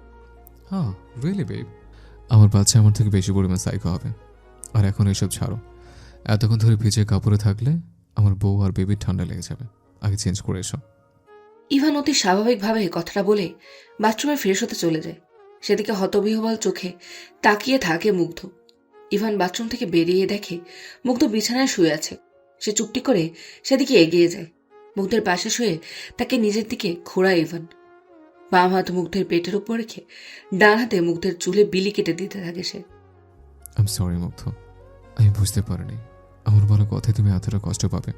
আমি তো শুধু চেয়েছিলাম যে তুমি আর এসে এক অপরের সাথে মিলেমিশে যাও, তোমাদের মধ্যে যে কোনো ভুল বুঝাবুঝি না থাক। কিন্তু তার জন্য তুমি আমাকে ছেড়ে আসার সাহস পাও কি করে? একবারও তুমি ভাবলে না যে তোমাকে ছেড়ে আমি থাকবো কি করে? আমাদের বেবির কথাটা তুমি একবারও ভাবলে না? যদি কোনো প্রবলেম হতো কি হতো ভেবেছ? ইভানের কথায় চোখ তুলে তাকায় মুগ্ধ। ইভান তার প্রাণ প্রেয়সীর কপালে অধর ছয়। আবেশে চোখ বুঝে আসে মুগ্ধের। আমি তোমায় ভালোবাসি মুগ্ধ, খুব খুব ভালোবাসি, নিজের থেকেও বেশি।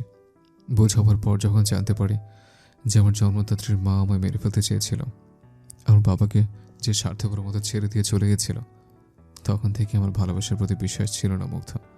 আমি জানতাম ভালোবাসার সময়ের সাথে সাথে কমে যায়। তুমি আমার নেশা মুগ্ধ, যে কোনোদিন কাটার নয়। আর আমি আমার এই নেশাকে প্রচণ্ড রকমের ভালোবাসি। ইভান মুগ্ধের ওষ্ঠে নিজের অধরচনা মিলিত করে, পান করতে থাকে অধর সুধা। ভালোবাসার স্পর্শে ধীরে ধীরে দুটো মনের সকল অভিমানের প্রাচীর গলে যায়। দুর্বল শরীরে কোনো রকমে খুঁড়িয়ে খুঁড়িয়ে কেবিনে প্রবেশ করে ঈশান। কিছুক্ষণ আগেই সে এক কন্যা সন্তানের জনক হয়েছে। উপরওয়ালার অশেষ দয়ায় মেয়েকার বাচ্চাটা দুজনেই সুস্থ আছে। খবরটা শোনার পর থেকে যেন ঈশান একদম সুস্থ হয়ে গেছে। বাবা হওয়ার খুশিতে চোখ চিকচিক করছে তার। কেবিনে ঢোকা মাত্রই তার নজর গেল মেহুর ক্লান্ত মুখটার দিকে। কতগুলো দিন, কতগুলো মাস পর সে মুখটা দেখছে। ঈশানের তপ্ত মরুভূমির মতো শুকনো হৃদয়ে একটু বর্ষণের দেখা মিলল যেন। মনে পড়ে গেল মেয়েটার প্রতি করা সব অন্যায় অত্যাচারের কথা। কি করে মুখোমুখি হবে সে মেহুর? এসব ভাবতে ভাবতে ঈশান ধীরে ধীরে কেবিনে ঢুকল। হঠাৎ বিড়াল ছাড়ার ডাকের মতো চিচি শব্দ কানে আসতেই ঈশানের ধ্যান ভাঙে। পাশের ছোট্ট বেডটার দিকে নজর দেয়। ঈশান দ্রুত সেদিকে পা বাড়ায়। গিয়ে দেখে তার সদ্য জন্মানো একটুখানি পিচ্চিটা ঠোঁট ফুলিয়ে কাঁদছে। পিতৃত্বের সুখ যে কি সেটা এক মুহূর্তে অনুভব করতে পারল সে। মেয়ের কান্না দেখে তারও কান্না আসছে মনে হয়। এতটুকু ছোট্ট প্রাণটা ক্যানোলা লাগানো হাতে সে ভয়ে ভয়ে কোলে নিল তাকে। বুকের সাথে মিশিয়ে ধরল যাতে পড়ে না যায়। কাঁদে না মা, কাঁদে না। এই তো বাবা, দেখো সোনা, কাঁদে না আমার। কান্না ভুলে ছোট্ট মেয়েটা বাবা নামক এই অচেনা লোকটার দিকে ড্যাব করে তাকিয়ে রইল। মায়ের পেটে থেকে এতদিন সে বাবার স্পর্শ কখনো অনুভব করেনি, চিনবে কি করে? বাবা মায়ের প্রথম আলাপ চলছে। সে নীরব আলাপের মধ্যে ঘুম ভেঙে গেল মেহুর। সে পিটপিট করে সামনে চাইতেই এমন দৃশ্য দেখে থমকে গেল। হসপিটালে নীল অ্যাপ্রন গায়ে ঈশান তার মেয়েকে কোলে নিয়ে দাঁড়িয়ে আছে। উস্কো খুস্কো চুল, বড় বড় দাড়ি, শুকনো শরীর। ঈশানকে মেহুর চিনতে কষ্ট হচ্ছে, সাথে বুকের কোথাও কষ্ট হচ্ছে। হঠাৎ দুজনের চোখাচোখি হয়ে গেল। মেহু দৃষ্টি সরিয়ে নিলেও ঈশান পারল না। সে ধীর পায়ে মেয়েকে কোলে নিয়েই এগিয়ে এলো মেহুর কাছে। মেহুর মাথায় হাত বুলিয়ে ছলছল চোখে বলল, কেমন আছো মেহু? যেমনটা ডাকতে চেয়েছিলেন। I am sorry মেহু। বিশ্বাস করো, তুমি চলে যাওয়ার পর আমি বুঝতে পেরেছি যে তুমি আমার জন্য কি ছিলে। আমি তোমাকে ভালোবাসি আমি আমাদের সন্তানকে। না, আমার আপনার ভালোবাসার দরকার আর নেই। Sorry mister Chowdhury. তাছাড়া ক্ষমা মাফ এগুলো অনেক পরের প্রসঙ্গ। আমি শুধু আমার সন্তানের জন্য ফিরে এসেছি। খুব হাস্যকর, তাই না ঈশান? যাকে একদিন নিজের সন্তান বলে অস্বীকার করেছিলেন, আজ তার জন্য এত মায়া দেখাচ্ছেন। বাবা হয়ে কত বড় কলঙ্ক লাগিয়েছিলেন, মনে আছে? ওকে কোলে নিয়ে একটাবারও মনে হচ্ছে না আপনি ওর কাছে অপরাধী? বড় হয়ে এই কথাগুলো কখনো জানলে ও আপনাকে বাবা বলে ডাকবে তো? ঈশান মাথা নিচু করে ফেলে। টুকটুক করে তার চোখ থেকে জল গড়িয়ে পড়ে। আজ ওর কিছু হলে আপনাকে আমি কখনোই ক্ষমা করতাম না, কখনোই না। অবশ্য এখনও করছি না। আমি শুধু আমার মেয়ের জন্য ফিরে এসেছি, দ্যাটস ইট। আর কিছু ভাববেন না, দূরে থাকবেন আমার থেকে। আজ থেকে আপনার আর আমার সম্পর্ক শুধু এই বাচ্চাটাকে ঘিরে থাকবে, আর কিছুই না। ঈশান ছলছল চোখে তাকিয়ে থাকে। এই অভিমানের পাহাড় প্রচণ্ড শক্ত। একে ভাঙতে প্রচুর কাঠখড় পোড়াতে হবে। কিন্তু সে মনে মনে প্রতিজ্ঞা করল, একবার যখন সুযোগ পেয়েছে সে মেহুর রাগ অভিমান ভাঙিয়েই ছাড়বে। আজ দীর্ঘ 1 সপ্তাহ হাসপাতালে ভর্তি থাকার পর সুস্থ সন্তান ও স্ত্রীকে নিয়ে বাড়ি ফিরছে ঈশান। চৌধুরী ম্যানশনে আজ যেন আবার আনন্দের সাজে সেজে উঠেছে। সকাল থেকেই বিভিন্ন ধরনের মিষ্টি তৈরি হচ্ছে আজ বাড়িতে। বহু রান্নার তোড়জোড় চলছে। মেয়ে জামাই আত্মীয় কুটুমে গোটা বাড়ি রমরম করছে। ঈশাও ছেলেকে নিয়ে গতকালকে এসে পৌঁছেছে। এতগুলো দিন ধরে হাসপাতালে অনেক যুদ্ধ করেছে এই বাড়ির ছোট্ট সদস্য ঈশান আর মেহিকের মেয়ে আয়না। সেদিন মেহুর সাথে তার বাচ্চাটাকে বাঁচাতে পারলেও বাচ্চাটা ছিল বহুত দুর্বল, তাই এতগুলো দিন তাকে হাসপাতালে রাখতে হয়েছিল। মেয়েকে হাসপাতালে রেখে বাড়ি আসতে চায়নি মেহু। স্ত্রী সন্তানকে কাছে পেয়ে ঈশানও দ্রুত সুস্থ হয়ে উঠেছে। বাড়ির দরজায় এসে পৌঁছতেই মাথার উপর ফুল বর্ষণ হয় ছোট্ট আয়নার। খিলখিলিয়ে হেসে উঠেছে। সবাই খুব আদর করে আয়নাকে। সেদিকে ঠোঁট ফুলিয়ে তাকিয়ে থাকে ঈশাক। সবার ছোট বাচ্চাটির প্রতি এত এত ভালোবাসা দেখে ভারী অবাক হচ্ছে সে। ধুর, একটা বাচ্চাই তো রে বাবা। সবাই মিলে এত ওলে বাবালে, কত কিউট ওলে বাবালে। কিউটের ডিব্বা করার কি আছে বুঝি না। আমিও তো ছোট, আমার দিকেও কেউ তাকিয়ে দেখছে না, আমাকে কি তাহলে আর কেউ ভালোবাসবে না? এই পুচকে কেমন কিউট দেখতে দেখি তো, যে সবাই মিলে এত কিউট কিউট করছে। ঈশাক এগিয়ে গিয়ে ছোট্ট আয়নাকে কোলে নেওয়ার আবদার করে। আয়নার দিকে তাকাতেই চোখ জোড়া যেন স্থির হয়ে যায় ঈশাকের। মুখ দিয়ে বেরিয়ে আসে, ছোট্ট পরি এটা। বাহ, খুব ভালো নাম তো নাতি বাবুর। তা তোমার বুঝি ওকে দেখে ছোট্ট পরি মনে হচ্ছে? ঈশাক এখনো এক দৃষ্টিতে তাকিয়ে আছে আয়নার দিকে। আয়নার তুলতুলে গালগুলো আঙুলে করে ছুঁয়ে দিতে তার খুবই মজা লাগছে। সে নিজেও খিলখিল করে হেসে উঠছে বারে বারে। বাচ্চাদের এই কাণ্ড দেখে বুশরা বেগম কিছু চিন্তা করেন। চৌধুরী সাহেব, আমি একটা কথা ভেবেছি। বুশরা বেগম বলেন, কি কথা বৌজান? আমার ইচ্ছাই বলুন আর আবদারি বলুন, রাখতে কিন্তু সবাইকেই হবে। কি আপনার মম, তুমি বলো না, আমরা অবশ্যই রাখবো। ঈশান বলে, আবদারটা হচ্ছে আমি চাই আমার নাতিবাবুর সাথে তোর ছোট্ট পরীর বিয়ে হোক। বুশরা বেগমের কথায় চমকে ওঠে সবাই। কি এসব কি বলছো মম? ওরা তো এখন ছোট। ঈশা বলে ওঠে, এখন বিয়ে দিতে কে বলেছে তোদের? ওরা বড় হোক, নাতিবাবু প্রতিষ্ঠিত হোক, তারপর বিয়ে। এখন শুধু নিজের মধ্যে এর কথা দিয়ে রাখলেই হবে। বৌজান, তুমি অন্যায় আবদার করছো। আচ্ছা ভাবো তো, যদি ওরা বড় হয়ে অন্য কাউকে ভালোবাসে তখন কি হবে? তখনকার ব্যাপার আলাদা, কিন্তু যদি অন্য কাউকে ভালো না বাসে তাহলে ওদের দুজনের বিয়ে দিতেই হবে, ব্যাস। মা, আমার মেয়েটা তো ছোট। আমতামতা করে বলে ওঠে মেহু। মেহুকে মাঝপথে থামিয়ে দিয়ে বলে ওঠেন বুশরা বেগম, কিন্তু মেয়ে তো একদিন বড় হবে ছোট বৌমা, আর আমার নাতিবাবুর থেকে ভালো ছেলে তুমি তার জন্য কোথাও খুঁজে পাবে না। ঈশা আর ঈশান একে অপরের দিকে তাকায়। মায়ের এই আবদারের কি উত্তর দেবে সেটা তারা দুজনেই বুঝে উঠতে পারছে না। সেই সময় একটা কথা ভেসে ওঠে, তুমি যেমন চাইছো তেমনই হবে মম। ঈশাকের সাথে আমাদের আয়নার বিয়ে হবে। আকস্মিক চেনা কণ্ঠ শুনে পেছনে ফেরে সবাই। দেখে দরজায় দাঁড়িয়ে আছে ইভান ও মুগ্ধ। দুজনের কোলে নীল রঙের তোয়ালেতে মোড়ানো দুটো ছোট্ট প্রাণ। ওদের দেখে উদ্বিগ্ন হয়ে বলে ওঠেন বুশরা বেগম, বেটা তুমি মুগ্ধতাকে কোথায় পেলে? আর এই বাচ্চারা? তোমার নাতি মম। ইভানের কথা শুনে সবার মুখে আনন্দের ঝলক খিলে যায়। আবেগ আপ্লুত বুশরা বেগম ও ইশতিয়াক সাহেব এগিয়ে এসে নাতিদের কোলে নেন। বলে বাবালে, চৌধুরী সাহেব, আমার নাতিগুলো কি সুন্দর দেখতে হয়েছে গো। একেবারে আমার বেটার ছোটবেলার মুখ বসানো। আজকে আমার যে কি আনন্দ হচ্ছে না গো বৌজান। আমার একটা নয়, দুইটা নয়, তিনটা নাতি নাতনির দাদা হয়েছি গো। বাপ্পা, দেখ তাহলে তো আজ আমাদের বিশাল খুশির দিন গো। ইয়ানা হই হই করে বলে ওঠে, তাহলে আমিও একটা খুশির খবর দিই। ইনায়া বলে, কি খবর রে? বুশরা বেগম বলেন, মম ড্যাড, তোমরা খুব শীঘ্রই দ্বিতীয়বার নানা নানি হতে চলেছ। কি সত্যি ইয়ানা? ঈশা বলে ওঠে, বড় আপু। আগে বলিসনি তো। আসলে এই সবে এক সপ্তাহ আগে জানতে পারলাম। কংগ্রাচুলেশনস ইনায়া আপু। থ্যাংক ইউ ভাবি। আচ্ছা ভাবি, আমাদের জুনিয়র চ্যাম্পদের নাম কি কিছু ভেবেছো? কি গো বিগ ব্রো, তুমি কিছু ভাবনি? না, আসলে আমার ইচ্ছা মুগ্ধ ছেলেদের নাম রাখুক। ইভান বলে, কিন্তু ভাইয়া, আমার একটা আবদার আছে। ঈশান এগিয়ে এসে বলে, কি বলো?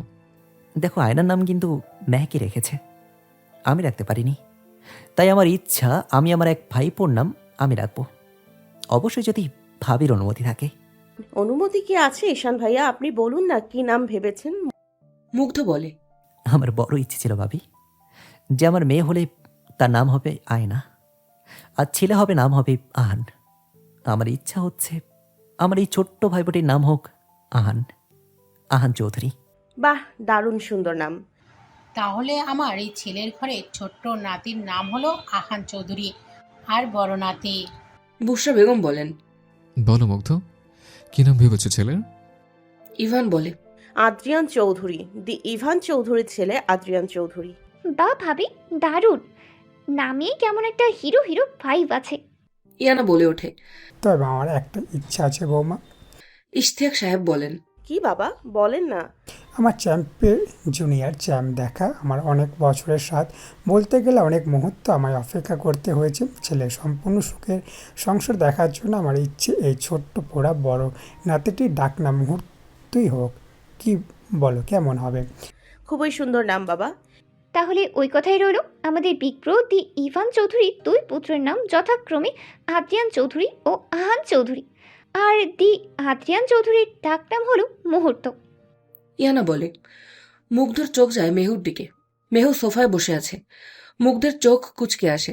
এসে থেকে মেহু একবারও এগিয়ে এসে দেখা করলো না কেন? মনে ভারী খটকা লাগলো মুগ্ধের। সবার চোখ এড়িয়েই এক প্রকার মেহুর পাশে গিয়ে বসে সে। এই মেহু কি ভাবছিস বলতো? একবারও এগিয়ে এলি না। বুনোপোদের বুঝি কোলে নেওয়ার ইচ্ছে নেই তোর?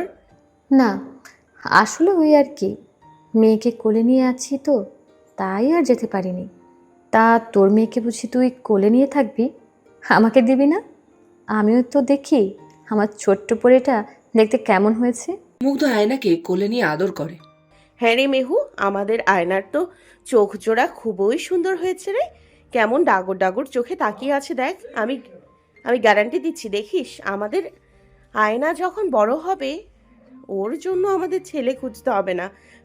ছেলের পরিবার বাড়ি বয়ে এসে আমাদের আয়নাকে নিয়ে যাবে। ছেলে তো এমনিতেও খুঁজতে হবে না আপাই। শুনলে না মা তখন কি বললেন? ইশাকের সাথেই বিয়ে দিতে হবে আমার মেয়ের। আরে বাবা, তুই মায়ের কথায় অত মাথায় নিস না তো। পরে ঠিক আমি মাকে বুঝিয়ে বলবো, উনি ঠিক শুনবেন, দেখিস। সে তো তোমার কথা শুনবেই আপাই। তুমি হলে চৌধুরী গ্রুপ অফ ইন্ডাস্ট্রির সিইও এবং চৌধুরী মেনশনের বড় ছেলে দি ইভান চৌধুরীর স্ত্রী। তোমার কথা কে না শোনার সাহস দেখাবে বলো তো? এভাবে কেন বলছিস মেহু? আমি যেমন এ বাড়ির বউ, তুইও তো তেমন এ বাড়িরই বউ। তবুও আমরা এক নয় আপাই। আমাদের গুরুত্ব ভূমিকা এই পরিবারে এক নয়। দেখছো না তোমার ছেলেদের পেয়ে সবাই কেমন আমার মেয়েকে ভুলে গেছে। তুই ভুল ভাবছিস মেহু। থাক না আপাই, বাদ দাও। মেহু মেয়েকে নিয়ে উপরে চলে যায়। তার যাওয়ার দিকে স্তম্ভিত নয়নে তাকিয়ে আছে মুগ্ধ। এখন মেহুকে দেখছে সে। ঈশার কথায় ধ্যান ফেরে মুগ্ধের। হ্যাঁ রে ইভান, তা তুই এতদিন কোথায় ছিলি? যখনই ফোনে কথা হতো খালি বলতি যে বাড়ি গিয়ে সব জানাবি, আর মুগ্ধের খোঁজই বা কোথায় পেলি? এতদিন আমি মুগ্ধের সাথে ছিলাম। আসলে 1 মাস আগেই ওকে নিয়ে বাড়ি ফিরতাম, কিন্তু ডাক্তার ওকে জার্নি করতে মানা করে, তাই আর আমিও রিস্ক নিতে চাইনি। সে খুব ভালো করেছি, কিন্তু তুই মুগ্ধের খোঁজ পেলি কোথায়? সাজিদের কাছ থেকে। আচ্ছা মম, এবার আমরা রুমে যাই, অনেক টায়ার্ড লাগছে। তোরা যা, আমরা এখন আমাদের মুহূর্ত আর আহানকে নিয়েই খেলবো।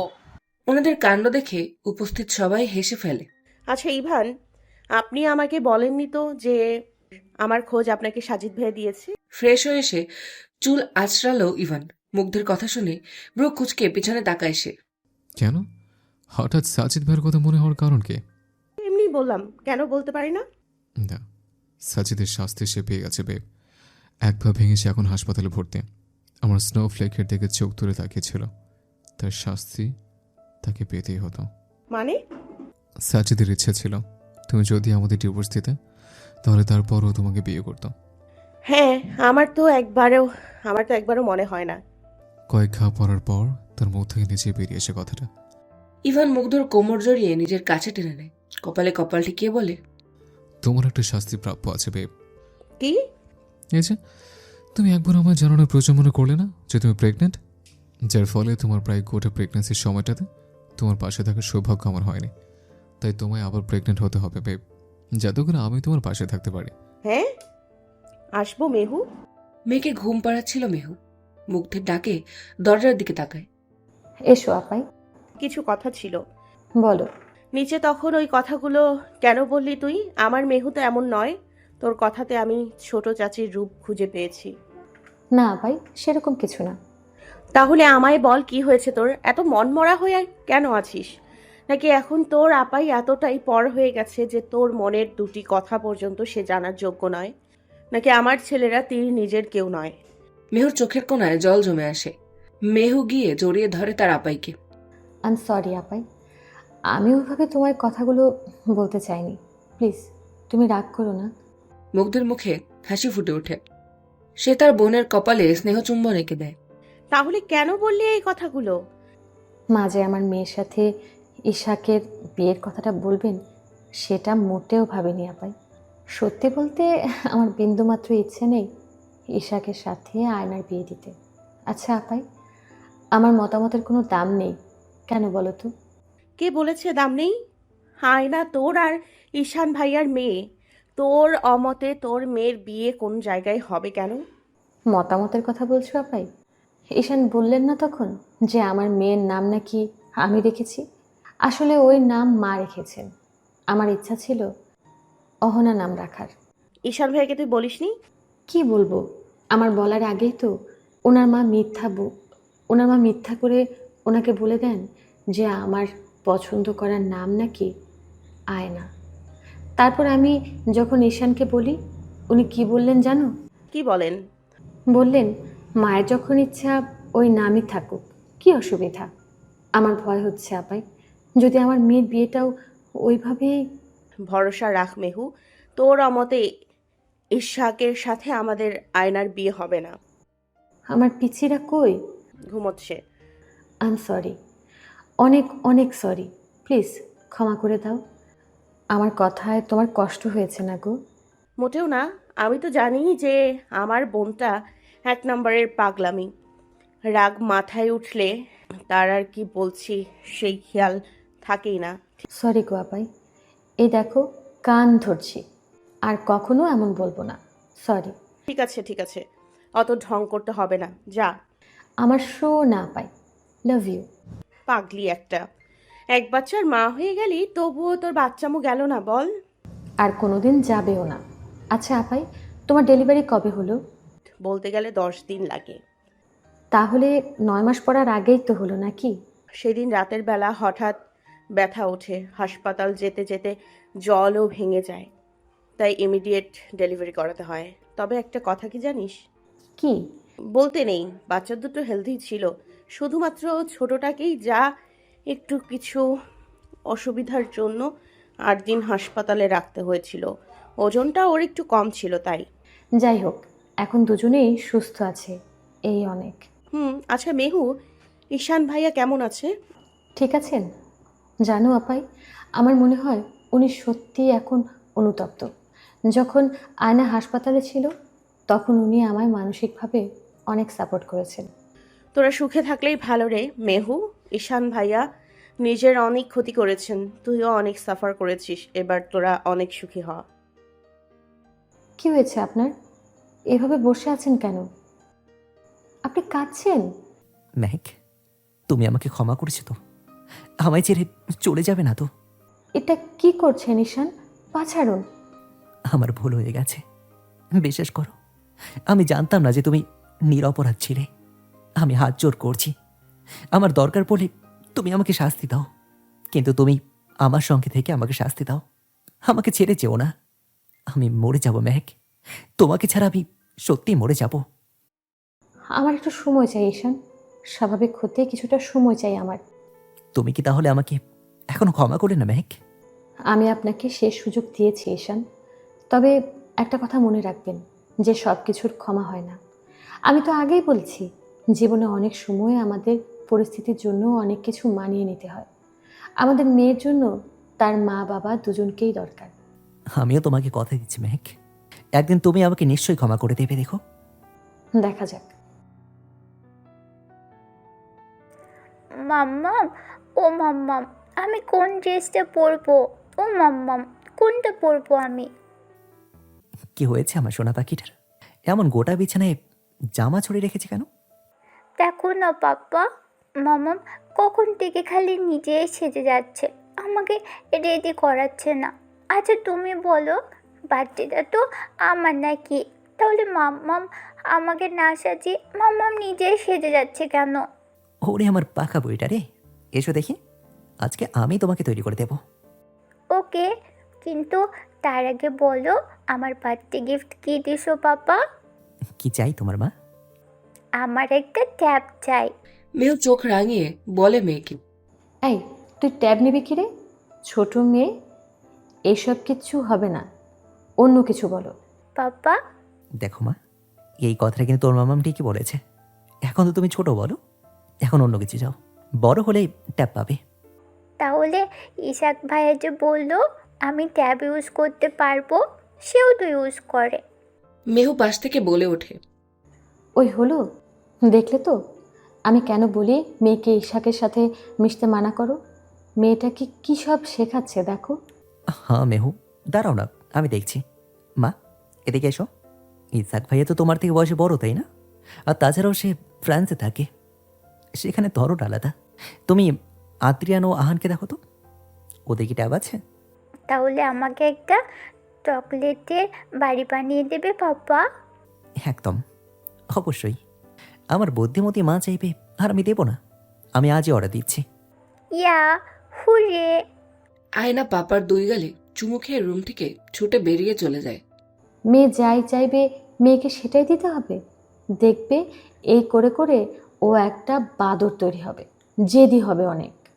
মোটেও না, আমার মেয়ে অনেক বুঝদার, ও খুব ভালো মেয়ে হবে, দেখো, মোটেও জেদ থাকবে না। সে দেখাই যাবে। ঈশান মেহুকে পেছন থেকে জড়িয়ে ধরে, মেহুর কানে মুখ লাগিয়ে বলে, কি দেখা যাবে?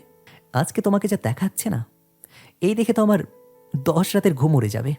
হায়, ধ্যাত, নির্লজ্জ থাকার, ছাড়ো আমাকে, যাব, যত সব ঢং। উফ মেহু, তোমাকে লজ্জা পেলে যা লাগে না।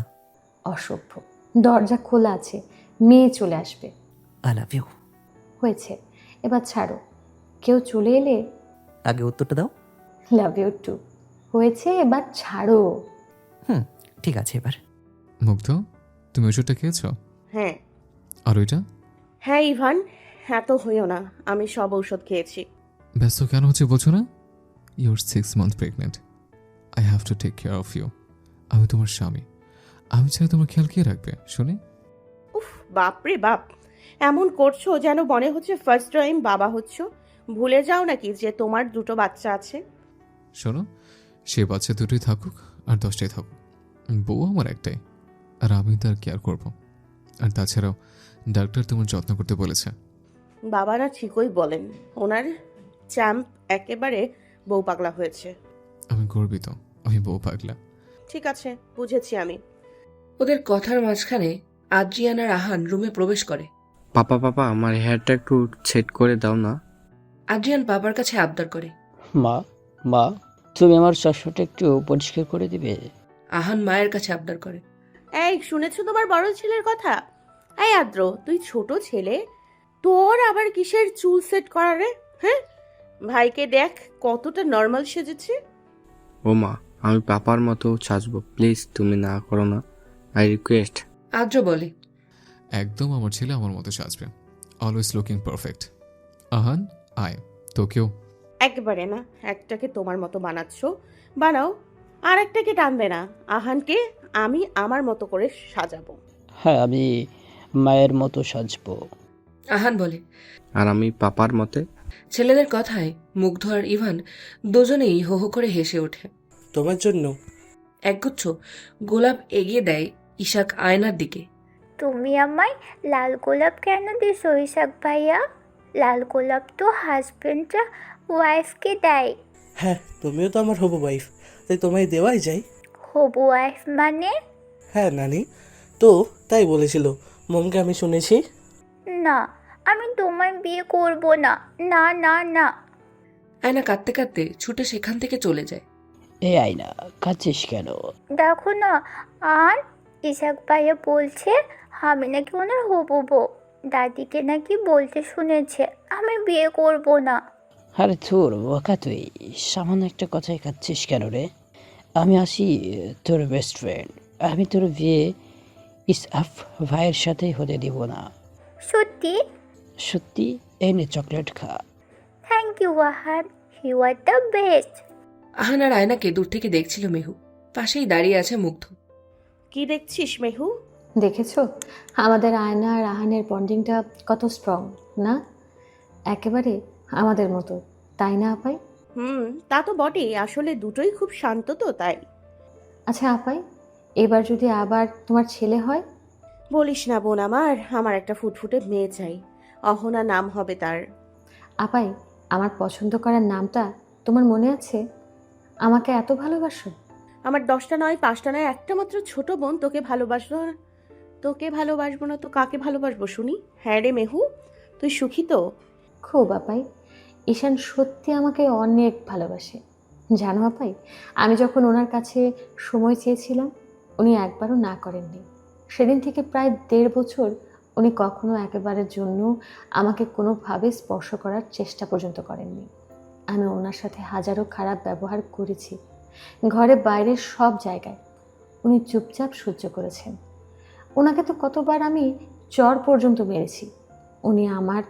উনি আমার কাছে ক্ষমা পাওয়ার জন্য অনেক চেষ্টা করেছেন।